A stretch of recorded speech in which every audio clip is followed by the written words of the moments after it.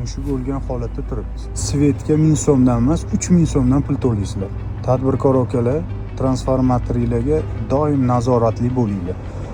Agar o'zingizlar boshqa ish bilan yuradigan bo'lsanglar, bitta energetik xizmatimizdan foydalanib ko'ringlar. Xuddi shu mana KTPS transformatorimizni ham ko'rish jarayonida bitta ochib olamiz eshigini, mushuk o'lgan holatda turibmiz.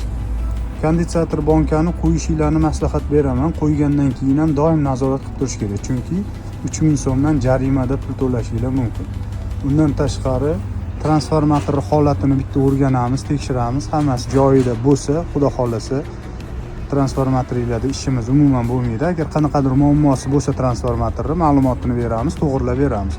Okalar, shu mushukga ham o'sha tepadan kirgan deb hisoblayapmiz. Mana hozir konditsioner bankaga ziyon yetkazgan, masalasi og'ir, ko'ryapsizlar.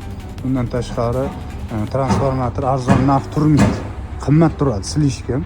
Buni nazorat qilish kerak. Hozir O'zbekistonda eng kerakli narsa svet, tok bo'lib qoldi-da.